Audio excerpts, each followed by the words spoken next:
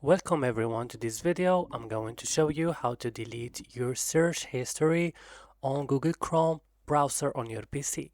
Just watch and follow this video till the end. First, I'm going to the search bar and search for something, for example, YouTube, and I will click on it like this. And right now I have a history and I want to delete it because I open YouTube. So what I have to do right now, I would just go to these three dots in the corner of the screen here and then click on history.